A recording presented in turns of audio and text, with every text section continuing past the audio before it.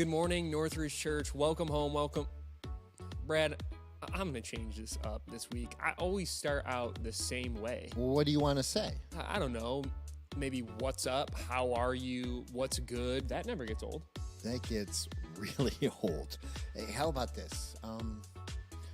Welcome out of the cave, my friend. It's a bit colder out here, but the stars are just beautiful. Brad, what is that? It's Plato. We're quoting Plato now? Well, how about small cheer and great welcome makes a merry feast? That's Shakespeare. So we're feeding them now. It's metaphorical. It's lame. So what do you suggest? Good morning, Northridge Church. Welcome home and welcome to the family. We'll be back soon. We have a lot to share, but first, let's celebrate the fact that God is not done yet with us. I still like the Shakespeare. Well, hey, good morning, Northridge Church. We're glad that you're here with us. Come on, stand to your feet. We're going to believe today in a God who's working in the details of our life, who's not done yet. And today's a part of that process. We're thankful that you're with us. Let's sing together about a God who's moving in our lives. The God of the promise, God of the future, you see beginning and end. God of the rescue, God of the breakthrough, how great is your faithfulness. You're not done yet. No eye has ever seen, no ear has ever heard, no one could ever comprehend. Your word will be enough, in your promise we will trust. Greater things are still ahead. You're not done yet. You're not done yet.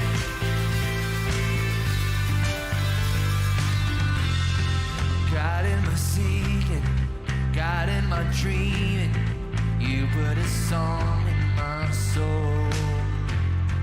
God in the working, God I'm believing, you'll do the impossible. You're not done yet. Come on, sing no eye. No eye has ever seen, no ear has ever heard, no one could ever comprehend. Your word will be enough. In your promise we will trust. Greater things are still ahead. You're not done yet. You're not done yet. No, you're not done yet. You're not done yet. You're up to something. You're up to something right now. Doing a new thing right now. God, let your glory come down. Don't hold back. Don't sing this prayer with us. You're up to something right now. You're doing a new thing right now. And God, let your glory come down. Don't hold back. Don't hold back. You're moving mountains right now. You're breaking chains right now. God, let your glory come down. Don't hold back. Don't hold back. No eyes ever seen, no ear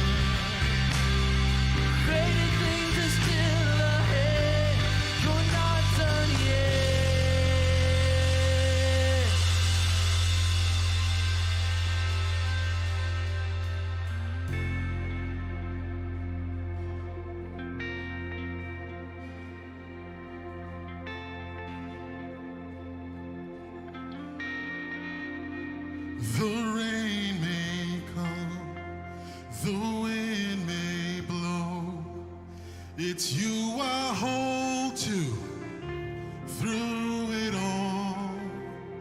I trust the promise of steadfast love, that you are with me, that you are God. Yes, you are with me. Yes, you are God. On Christ the solid rock I stand. All other ground is sinking sand. All other ground is sinking sand. On Christ the solid rock I stand. All other ground is sinking sand. All other ground is sinking sand. On Christ the solid rock I stand.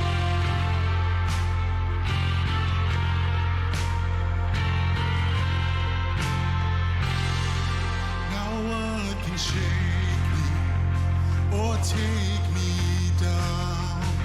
For with my Savior I'm safe and sound. No power of evil, no flood of doubt could ever silence the hope I found.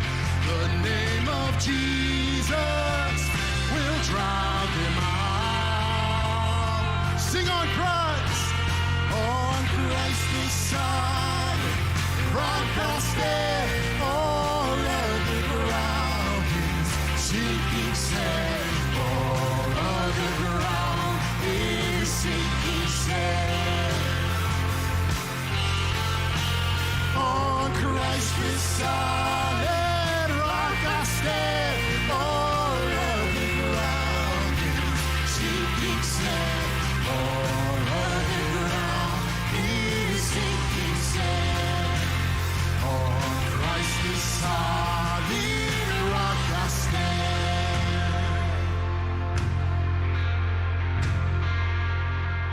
I stand on hope, I stand on peace, I stand on Jesus, the King of Kings, the one who was, is, and is to come. His name is Jesus, the risen one. I stand on hope, I stand on peace, I stand on Jesus, the King of Kings, the one who was, is, and is to come. His name is Jesus, the risen one.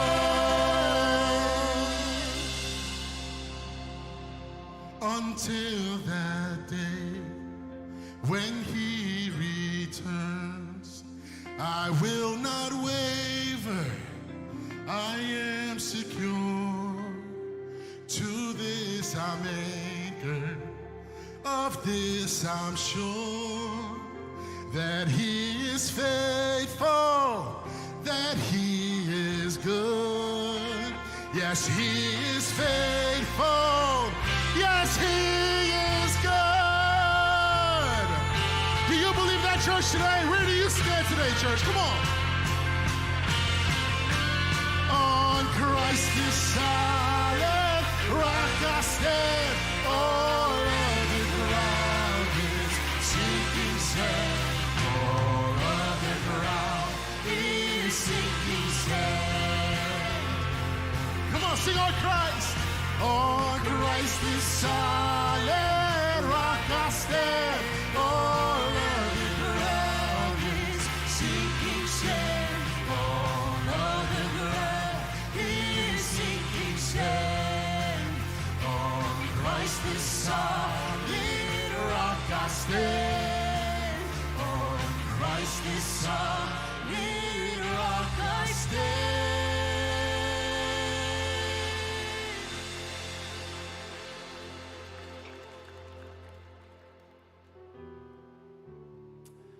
In that song, we just sang about standing on the rock. And in Matthew chapter 7, we learn what that means.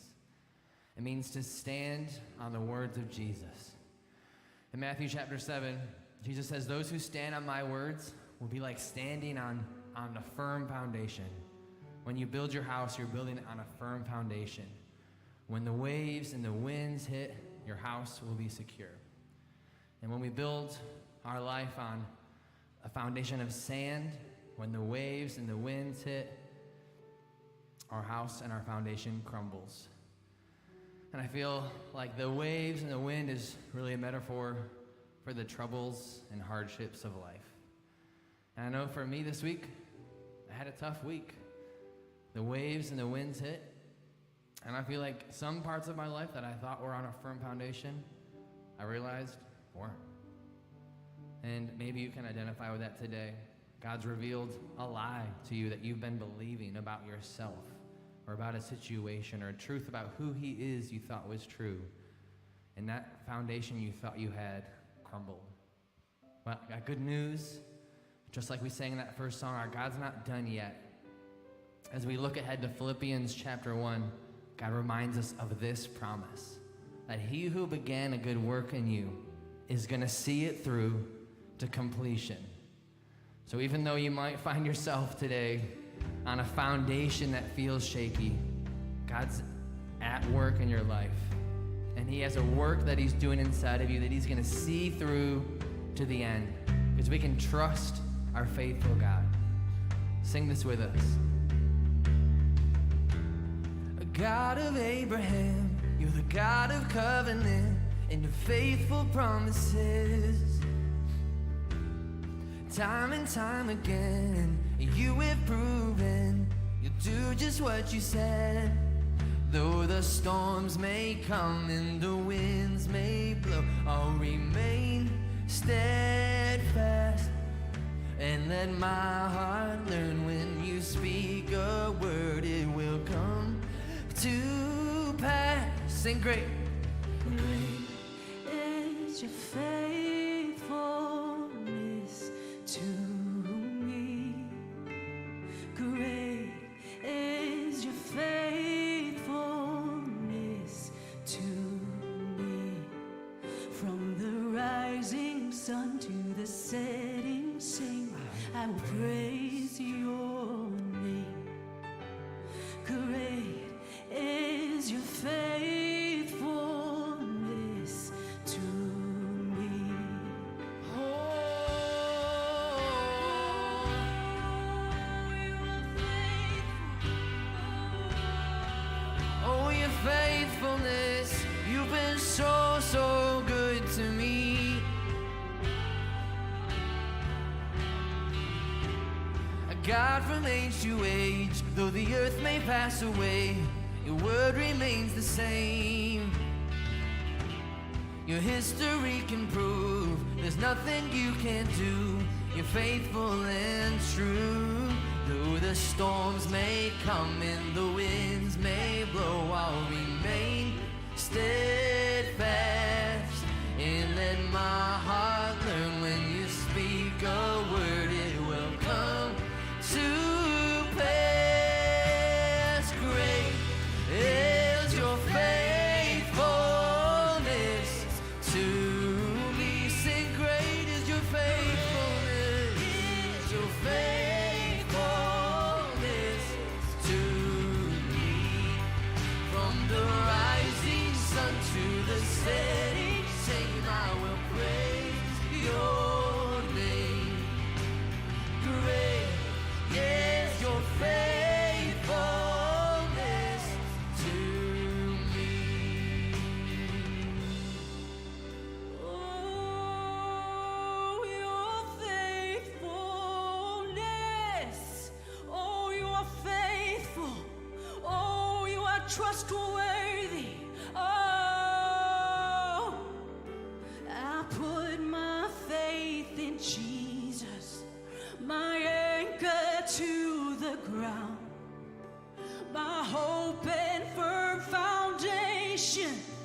He'll never let me down.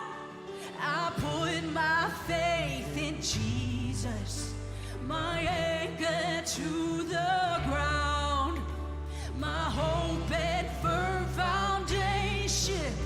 He'll never let me down. I put my faith in Jesus, my anchor to the ground, my hope and firm foundation. He'll never let me down. I put my faith in Jesus, my anchor. Oh, you're my anchor. Oh, you're my foundation. He'll never let me down.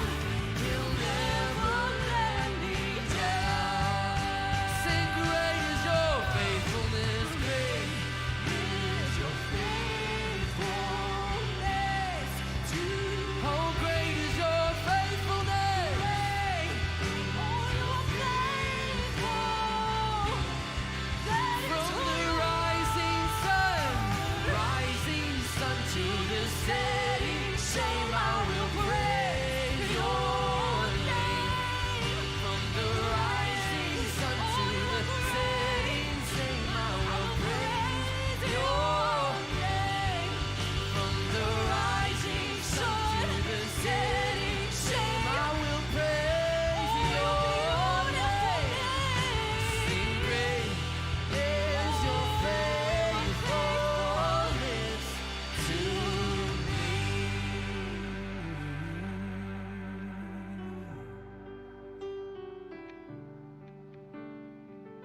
Let's declare God's faithfulness together. You sing it with us. Sing, great. Is your faithfulness to me? Great is your faithfulness. You sing.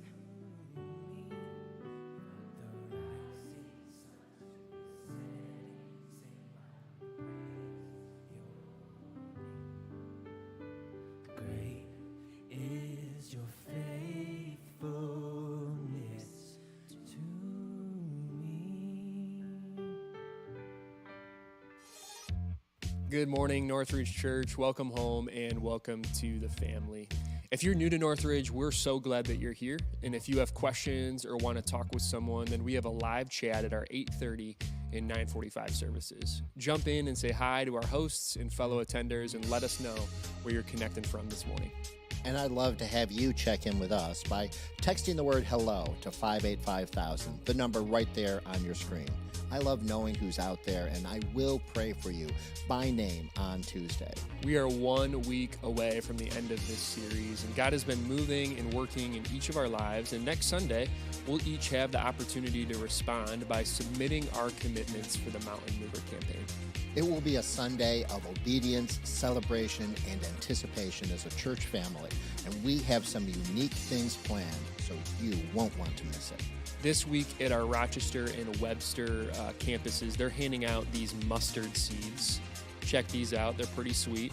If you've texted the word faith to 585,000, the number there on your screen, then you already have one right now. And if you didn't do that, you can still text the word faith to 585,000, and this guy, Brad, will send it to you this week free of charge.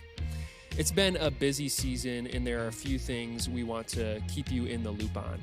First, we have a new series coming in 2 weeks called Who Is This Jesus? And this series will include video footage filmed on location in Israel, where Jesus did his ministry here on earth. And over the course of 6 weeks, we will look at 6 different characteristics of Jesus so we can look and live more like him. Take a look at a sneak peek into the series. Check this out.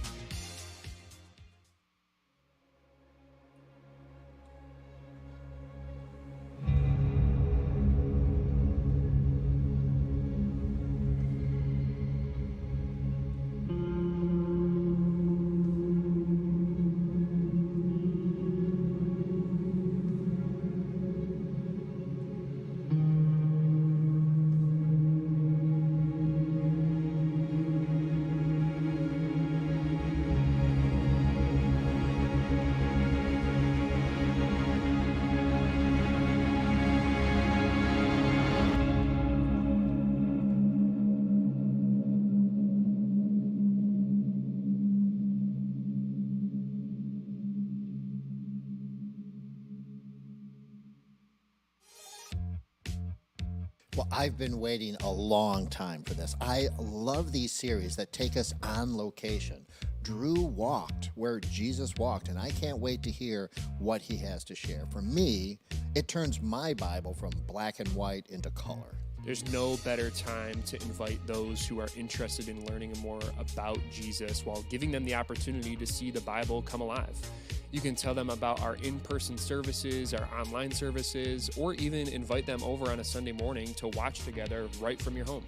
And when Easter falls, it always surprises me. But this year, Easter is on the second week of this new series on April 9th. And as you know, Easter is a huge week for us. Online in Webster, we'll maintain our regular Sunday morning schedule, but the Rochester campus will add a Saturday evening service at 6 p.m. the night before Easter. If you plan on attending an in-person service at Rochester or Webster and will not have guests with you, please consider attending the 8:30 a.m. service to make room for our guests who will be filling in the seats at the two later services. But the beauty of online is that we have plenty of room. Yeah. So you get to join us at your favorite time, and please bring a friend. Man, as we do every week, we again want to say thank you for supporting us financially. 100% of our funding comes from people like you, people who believe in and support the mission of Northridge Church to make more and better followers of Jesus Christ. This series concludes next week with Commitment Sunday, which is an over and above commitment. But we are extremely grateful for the faithful, regular, week after week giving you have done. And if you'd like to start or continue partnering with us financially in that regular life-changing work God's doing right here, then text the word GIVE to 585,000, the number right there on your screen. Well, let's get back to Drew and hear more about these mustard seeds. Well, hey, I don't know about you, but I'm crazy pumped for that series where the Bible will come alive, where you'll get to see not just the words of the Bible, but you'll get to see exactly where those words took place, where the Bible and the stories isn't just something we imagine, it's something we get to see. And so it's a great series to invite your friends, even people who really don't care much about church, but like, to travel. This is a great series to invite them to see what God can do through that. And so that starts in 2 weeks. But I would assume that probably all of us, we have some form of bucket list. We have dreams or goals that we would love to accomplish in life. But in the back of our mind, there's certain things on that bucket list, certain dreams and goals that we have that are so big, so lofty, that we low-key kind of deem them impossible. Right? It would be amazing if it happened, but it probably isn't going to. It'd kind of be like a 16 seed beating a number 1 seed in the NCAA double tournament, right? Never really happens, but sometimes it does, right? Sometimes in life you see someone accomplish the very thing that you thought would be impossible for you. And when that happens, it makes us wonder, what's different about them than me? Like, what took them to that place? How could they accomplish that? And if you boil it down, it really comes down to 2 things. The first thing is belief, right? That person had a deep-seated belief in their heart and their head that that thing wasn't impossible, but that it was achievable, that they could do it, that they believed that it was accomplishable. And that belief led to the second thing, which is action. Right? The belief, knowing I can do this, led them to train, to take risks, to go for it, to achieve the very thing that you deemed impossible. And when it comes to the impossible, when it comes to miracles, when it comes to reading the Bible and faith, here's what I've seen happen to Christianity morph over time and into our culture. You see, many Christians today believe miracles have happened. But they wonder, they question, they doubt if they can still happen today. Maybe you feel that way. Right? You read the stories of the Bible, you see what Jesus did through people, and you're like, that was amazing, that's inspiring. But if you're honest, you wonder if that could actually happen to you. If God is still doing miracles today, we wonder, we doubt. And why is that? Is that just kind of like the Northeast culture where we just kind of like are skeptical of everything? We doubt, we're not sure, or what's the problem here? Why do we doubt so much? Well, the truth is Jesus diagnosed the problem. He diagnosed the problem in his early followers, and he diagnoses it in us today. He says the problem is we have little faith. If you've got your Bibles, Matthew chapter 14. Matthew chapter 14 is where we're going to be today. We're going to work through a passage this morning. If you got your notebooks, you can take notes in page 43. And if you still have your notebooks from week 1 and week 3, I am proud of you. Kudos to you. If you don't, you should feel bad, yes, but you can also go to the Northridge Church app. The notes are there for you. And we've been in this series called Mountain Mover, a really important series in the life of our church, a pinnacle series as we tether it to the launch of our Brighton campus, of saturating the greater Rochester area with the gospel by putting another missional outpost in a community that needs Jesus, that needs the gospel. And so next week, we are going to sacrifice to make that happen. We're going to bring our commitments before the Lord over and above what we regularly give.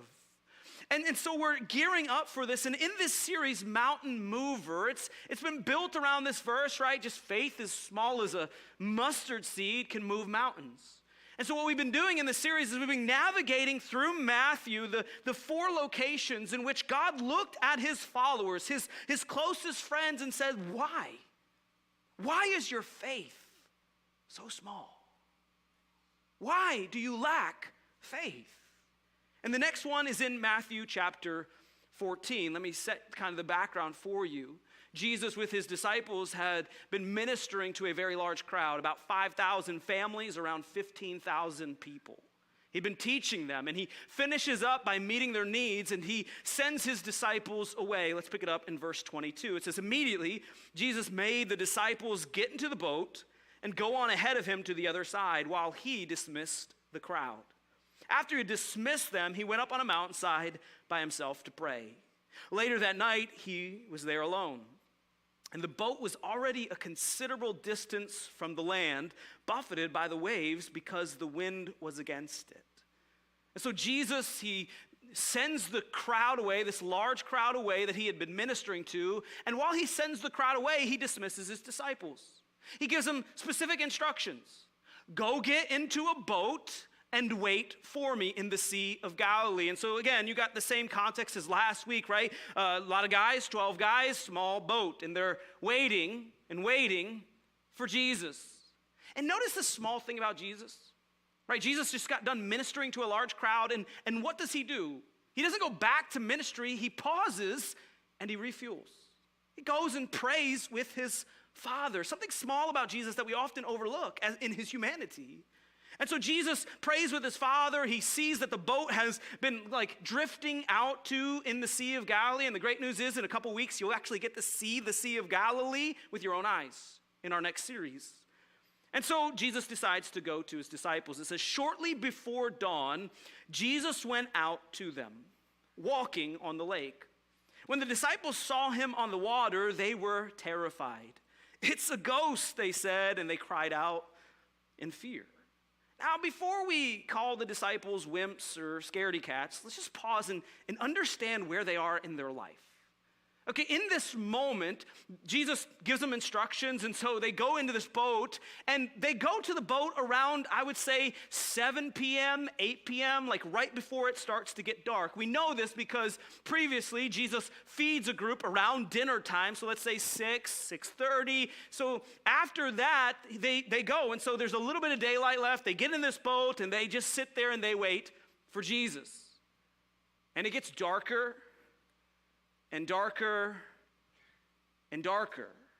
We know that Jesus doesn't show up to them. It says shortly before dawn, so around 8 p.m. to around 4 to 6 a.m. They've been sitting in this tiny boat, crammed, going in and out of sleep, exhausted, yelling probably at each other. Are you sure Jesus told us to be here? Where is Jesus? We've been waiting for him. They're growing impatient, tired. Is this another test, Jesus? Seriously, they're exhausted. They want to go to bed. They don't want to do this anymore. They're waiting for Jesus to come. And then all of a sudden, they see a figure around 6 a.m., 5 a.m. in the morning, and they think it's a ghost. What is coming at us? Oh, by the way, guys, don't worry. It's just walking on the water. Like, oh, they're terrified. And I know you think you're stronger than them, but you aren't. You would be afraid too. And so Jesus sees their fear. He sees that they're terrified, and so he tries to calm them down. This is what Jesus immediately said to them. Take courage. It's me. Don't be afraid. Jesus is like, guys, relax. It's me. You don't have to be afraid. But again, remember who the disciples are. These guys just gave up everything to follow Jesus. Right? It wasn't that long ago, and so they're in this journey of trying to get and understand who Jesus is. I mean, they've seen him do the miraculous. They've seen him like perform miracles. They can't fathom. They don't understand it, and they're just trying to figure it out in life. And here Jesus is like, guys, don't worry. It's me. Calm down. You don't have to be afraid. Take courage. And what's crazy is you would think the story would end there. Like, oh, sweet. It's not a ghost. It's Jesus. We're good, guys. Jesus, come on. Just come a little faster next time. But they don't believe Jesus. It's crazy to me. Or at least one of them doesn't believe Jesus, because look what Peter says to him. He says, Lord, if it's you. So Peter, if not all the disciples, are doubting the authenticity, the verification that it is actually Jesus on the water. Peter's like, Lord, if it's you, tell me to come to you on the water. And I have spent weeks trying to make sense to what Peter asked Jesus of, and I can't. It makes absolutely no sense logically. Because if we're all in our right state of mind, now I get it's 5 a.m., most of us aren't in our right state of mind at 5 a.m. with no sleep. But if we're all in our right state of mind, it would be as simple as this. Lord, if it's you, come a little closer so I can see you. Speak a little bit louder so I know it's you. No, Peter's like, Lord, if it's you, I'd love to walk on water. It doesn't make any sense at all. Like, oh, you know what, I like Jesus, I like to just kind of climb out in the water. No, you know why it doesn't make sense? Because it required faith. It doesn't make sense, you can't reason or reconcile it, because Peter is literally living in something that many of us miss throughout our lives called faith. Where it doesn't make sense, but yet he steps up and says, Lord, if it's you, tell me to come. And I recognize in my life, in all of our lives, God sprinkles moments like this for you and I. Moments just like Peter, where he wants us to put our faith to the test. Can I ask you this in your own life? Have you ever put your faith to the test? Have you ever been in a circumstance where you knew God had to come through or you were doomed? Not a circumstance where you could like justify calling it faith and believing like, oh, okay, you know, I really did this, but I'm gonna give God credit for it. I'm talking about faith that's so uncomfortable that God has to provide or it won't work, right? This is Peter's moment, because I don't know, I've seen the videos. All of us try to walk on water, right? It's spring, I think, not really, but it's almost coming, I pray in faith. It is coming. It's still snowing out here. Okay, I'm just venting a little bit. Okay, guys, just let me breathe for a second. But we've all tried to walk on water. It doesn't work.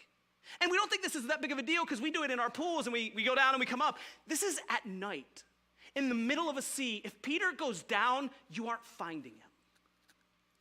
If he goes under the water and can't come back up, he's gone. There's no search lights, no iPhone like flashlights to find him. He's a goner. And so the risk and the faith it took for Peter to take this step was huge. And here's what I've realized about my own life and probably your lives. We like the version of faith that is comfortable. We like the version of faith where we can rely on ourselves and not God. We like to claim faith. You see, many Christians today claim they believe, they have faith, but they're never willing to take a huge risk for God. And what's unique about this story is Peter is the only one. There's 11 other guys in the boat. What a picture of Christianity today. 1 out of 12 of us are actually willing to live in faith. I love this quote. It says, the problem with Christianity is not that it's been tried and found wanting. The problem is that it's been found difficult and left untried. And to make matters even crazier and worse for the disciples is you have to understand the context of this passage. What's crazy is the disciples just saw God do a miracle, and they still don't have any faith. Right? Let's look at the context of this passage. What happens right before this moment? Jesus is with a crowd. I told you, he's with a crowd, about 15,000 people, and he was teaching them. He'd been teaching them all day to the point where it becomes dinner time.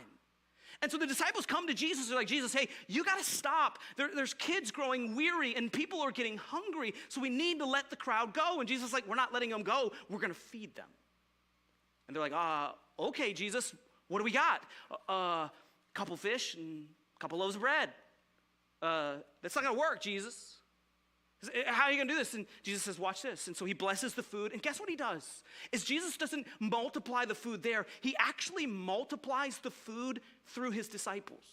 So he breaks that little that he had into baskets. And guess what happens? The disciples take the baskets and they walk to the crowd and they hand out the food. And the food just keeps coming. The disciples were actually part of the miracle. God was working it through them. And then like hours later, when they're supposed to have faith, they don't have any. They just saw a miracle. And yet their faith was still small. Peter was the only one. The only one who said, Lord, if it's you, tell me to come. And I love Jesus' answer. He just simply says, come on, Peter. Let's do this. Let's walk on the water. Do you realize that God, Jesus, could have easily said, oh, hold on a second, Peter. Like, good try, buddy, but this walking on water is like a God thing, so just stay in the boat, buddy. Good job, little boy. Proud of you. I mean, God could have said that and it would have been like accurate, right? But Jesus is like, come on, Peter.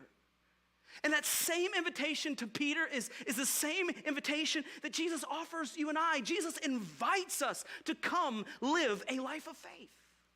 To come live a life that you can't add up, that you can't measure, that you can't reconcile, that doesn't make sense, that you won't have all the answers to your questions. To live a life of the miraculous, the impossible. To live a life of faith daily, regularly.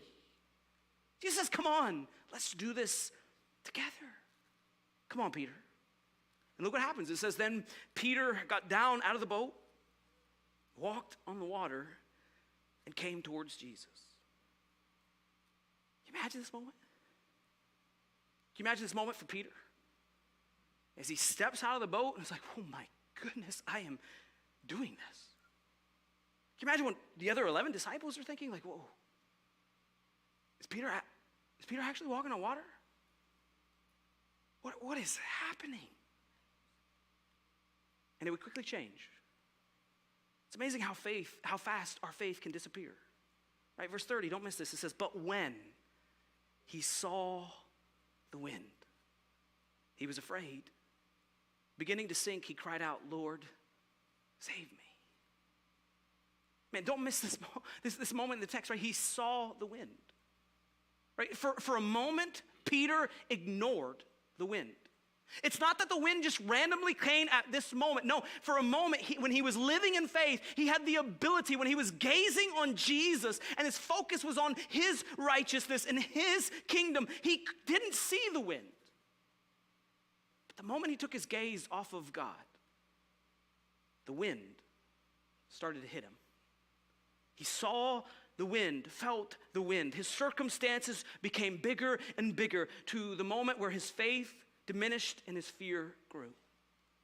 Where his worry and his anxiety overcame his faith, and what happened? He began to sink. Lord, save me. And we get this, don't we? This is so true in walking with Jesus, where there's moments where God calls us to faith. We're ready to go for it. Yes, God, I'm in. And then all of a sudden we feel the wind of our circumstances. The wind of trouble and tribulation, the wind that the enemy pushes in our life. And you know what often happens? The wind wins. And we lose our faith. God, I wanted to go for it, but you don't understand, God, my circumstances, you don't understand what happened. And the wind wins. And our fear rises and our faith diminishes. Peter sinks. It says, immediately Jesus reached out his hands and caught him.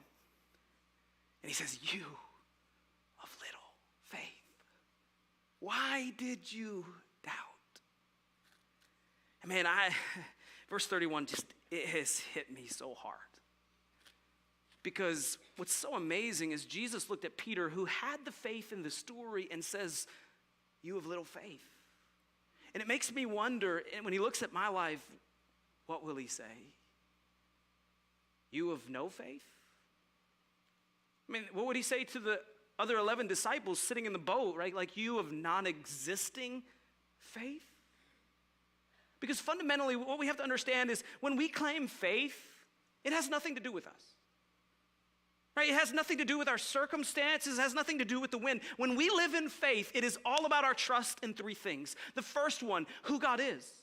That when we live in faith, we are banking on God as provider, as healer, as overcomer, as the victor. We're banking on God that he is good and his way is perfect no matter what he leads us to. When we live in faith, we're banking on what Christ has done for us, that he defeated our greatest enemy in our sin through his death and his resurrection, something we're going to celebrate in Easter in a couple of weeks. And we're banking on that. We're trusting in that. The third thing is we're trusting in what God can do. That he can overcome any situation and any storm in your life, even when it doesn't make sense, even when you can't see it. Faith is, I know who God is, I know what he's done, and I know what he's capable of. And it might not make sense to you. You might not understand it, but your trust isn't in you. It's in him. And here's what's crazy. As many people think Peter failed. But look how this moment changed the disciples. It says, and when they climbed into the boat, the wind died down, and those who were in the boat worshiped him, saying, truly you are the Son of God. And it might be easy to miss this in this scripture in isolation, but if you go back, we've been studying those moments, right? Matthew 6, last week was Matthew 8. Very similar circumstances, right? The disciples are in a boat, the storm rages, and they're trying to save themselves, and Jesus is sleeping, and they're like, Jesus, wake up, we need you, we're gonna die, what's happening? And Jesus, he calms the storm and the seas, and what happens? They're in the boat, and they say, who is this? Who is this guy that the weather obeys his voice? But in Matthew 14, 6 chapters later, something similar happens, and they get in the boat, and they're not asking, who is this? They're declaring, this is the Son of God. That their faith is actually growing because of the understanding of who he is. And the truth is, church, is we are kind of at a similar moment. This story of the disciples is running parallel with our story thousands of years later. Because in this moment, as we think about sacrificing to put a missional outpost in the Brighton community, it will require us to have faith.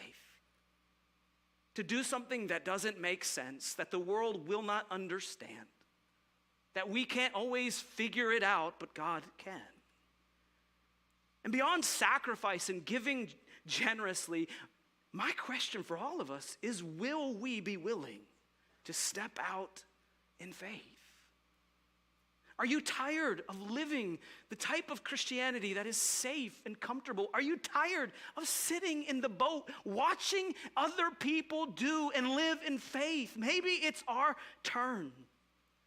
And before we go too far, I think it's important to understand how faith has shaped this church.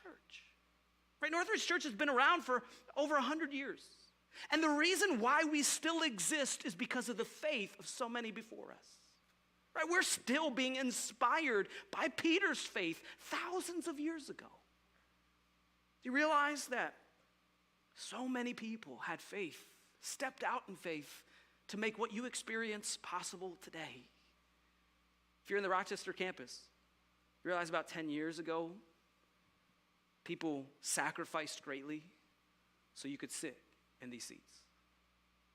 If you're watching at the Webster campus, do you realize 4 years ago, many people in our church sacrificed greatly to put that missional outpost in your community? If you're watching online, do you realize people sacrifice regularly so this could be broadcasted on television and into your homes so the gospel could meet you right where you are?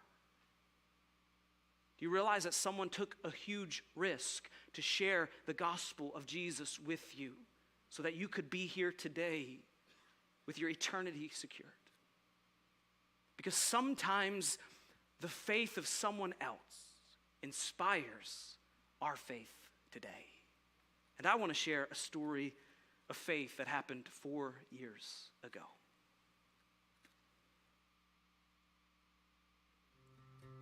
Hi, we're the Sassos. I'm Samantha. This is Alphonse. And we've been attending Northridge Church since about 2010. We currently attend the Rochester campus. Yeah, so I would say for me, observing my mom and dad my entire life, they have been probably the most incredibly generous people that I've ever observed firsthand. And whenever there is somebody who gets sick or somebody in need, they run towards, giving and being generous in that arena, whether it's baking food for people and, blessing them that way, or if they see less fortunate on the streets, my mom used to, make certain to put care packages together with money, Bible verses, and, some clothes to keep them warm and send it out to them. So I learned generosity. Also, my mom served in the church for many, many years, longer than I've been alive. She's still serving, but I observed that my whole life. And also, I've been on the receiving end of generosity. I had cancer in 2000 and, what was it? 2006 to 2005. And so many people were so generous to me. I specifically remember one person. I was living on campus at MCC, and she would bring me 5-course meal every Friday. I also feel like I was a receiver of God's generosity to me, even when I wasn't being giving at that time financially or even in my time. He was giving to me, and I learned through Christ's generosity. when it comes to the campaigns, early on, I have to start at the beginning because, again, I wrestled with tithing, and then we finally started to be faithful in our tithe giving and doing that. And Samantha and I were newly married at this time now, kind of fast forward a little bit. And so, we're faithfully tithing, and then we experience our first ever campaign and the opportunity to give beyond, tithing. And again, still new in that whole journey of faithfully giving and being generous that way. But I really did feel like we needed to do something. And so it was pretty cool because for us, the journey was talking about it, praying about it, really going back and forth on what is the number that we're going to do on that. But also there was a lot of ambiguity because we were newly married, we had a new house, and I just started a new job. So we really didn't know what our finances would be in our situation with any bit of predictability. And so we really needed to step out in faith to try and understand what does that look like. So one day Alphonse came to me. We had already been praying about what we were going to give, independently praying. And so, we needed to nail down a number and start that soon. We knew the campaign would be starting and we wanted to give. We were praying independently about how much we wanted to give. And then he came to me and said, I have a number and I want to talk about it with you, and then we'll figure this out. And at that time, we were giving a certain amount towards our mortgage at the end of the year, and that amount is what he came to me with. And so I said, well, that's good, but I don't feel like that's sacrificing.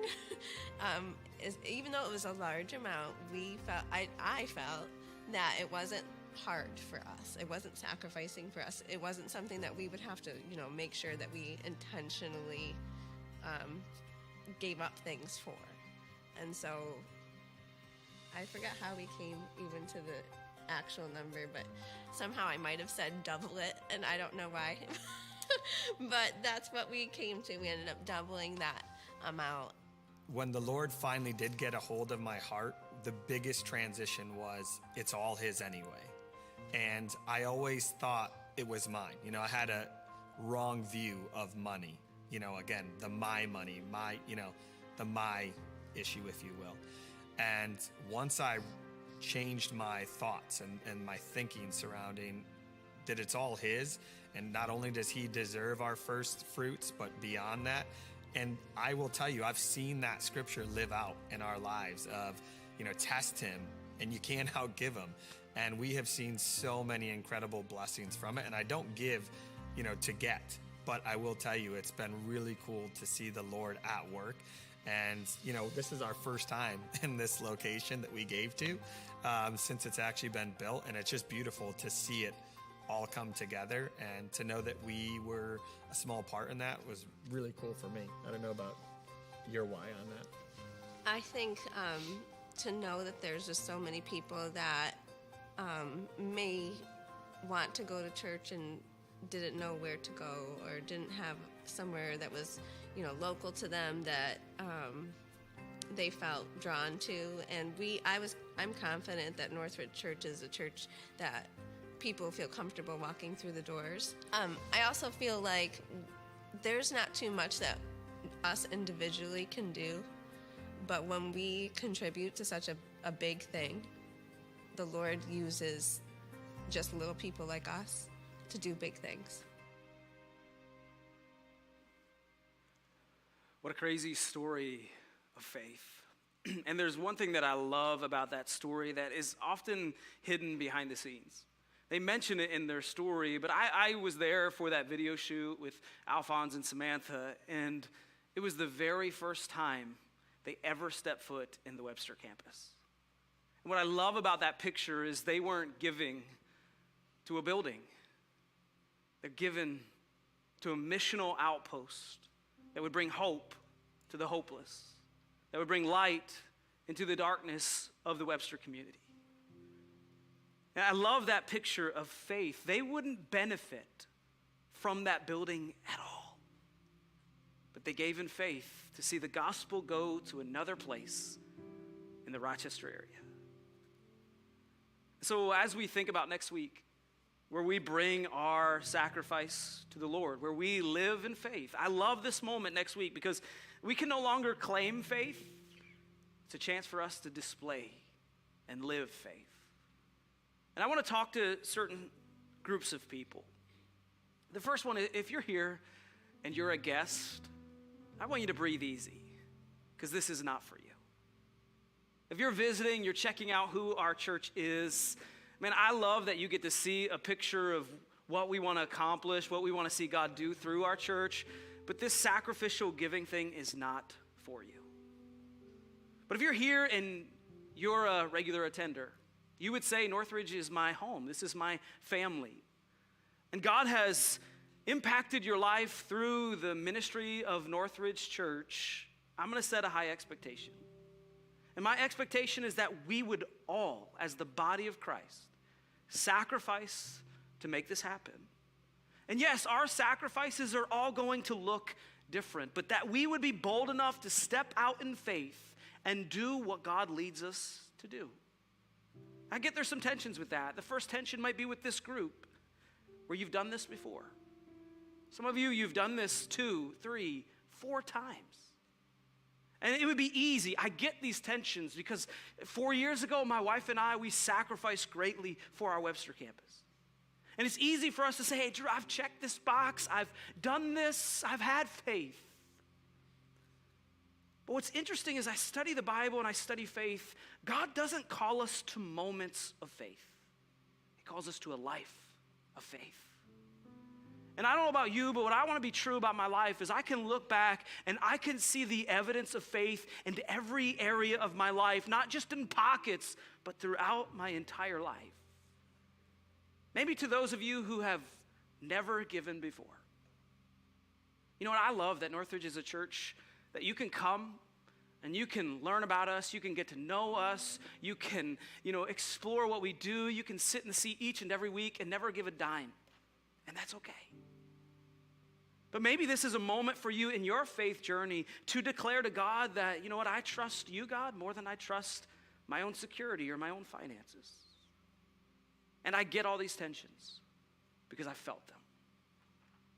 Right? Because Ashley and I, my wife, we've been on this journey for the last month and a half where we've been like, God, what does this look like for us?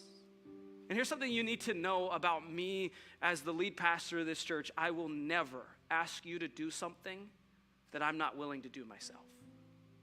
I will never call you to an action that I won't take. Right? I want to lead the way. I don't want to point the way.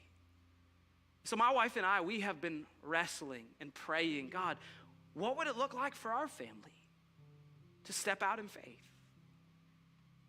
And if I'm authentic and I'm real, I can't tell you how much God has been working on my wretched soul. This journey, if it hasn't been good for anybody, it's been good for me. Because I can easily get distracted and hold on to things that don't matter. So my wife and I, we've just been like, God, what would it look like for us to live in faith? And honestly, if I'm going to be real, I feel like we sacrifice regularly. My family, every year, we give 10% of our income back to God. It's not a question. It's not something we ever wonder if we should do. I actually think it's the best thing you can do for your own personal finances. We give 10% every year. So like, man, I feel like I sacrifice tax season. I look at that number, I'm like, oh God, I could have used that. So what would it look like for us to go for it? To step out on the waves. So Ashley and I, we've been praying, and when we land, God's like, no, I'm not done yet. So we've just come to this conclusion that we give 10% always, but we're going to give 26% more of our income back to this church. So over the next 2 years, we're going to give 36% of what God gives us right back here. And I don't say that for you to feel pressure. I don't say that for you to think anything of me. I say that for 2 reasons. I love this church. I don't love the buildings. I don't love the programs we do. I love the people who make this church up. And I believe with my whole heart that God has us here for a purpose and a mission to take the gospel to an area that desperately needs it. And I am all in for that. I'm with you in the journey. Secondly, I just believe, I trust that you can't outgive God. I saw it in so many moments in my dad and my mom growing up, where they would sacrifice and God would come through. He would provide for them. And I'm just banking on God to do the same for me. It's going to cost our family. It's going to be tight. It's going to hurt in places. But I want to have faith. So here's what I'm asking you to do. Through this next week, I would ask you just to pray one prayer. When you wake up and before you go to bed, God, would you stretch my faith? Would I be willing to go for it, to live in faith? And so rather than waiting to pray that prayer, why wouldn't we do it right now? In fact, you were given 2 things when you came in this morning. You were given a commitment card, and you were given a mustard seed. We'll use these commitment cards next week as we bring our sacrifice, but the thing I really want you to focus on is this mustard seed. You realize that Jesus says all you have to have is faith this small, and you can move a mountain. I don't know about you, but that really challenges me. My faith isn't even this big. So here's what I'd like you to do. Is I'd love for you to just right now bow your head and look at these 2 things and pray that prayer. God, would you stretch my faith? I'll give you a moment to do that right now.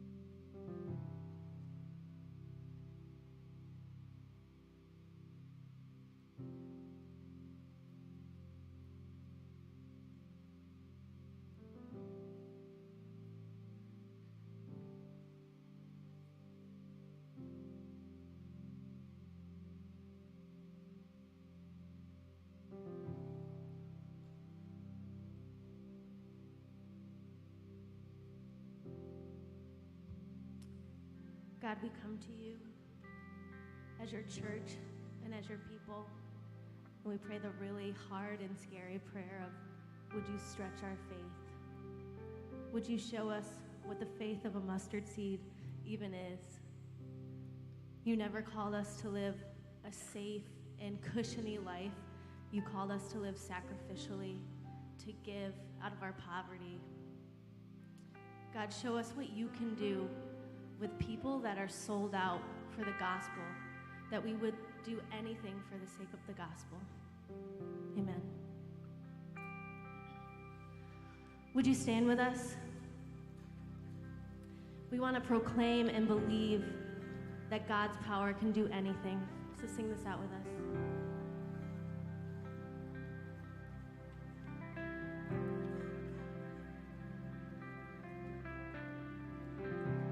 And I will believe for greater things. There's no power like the power of Jesus. Let faith arise, let all agree. There's no power like the power of Jesus. And I will believe for greater things. There's no power like the power of Jesus.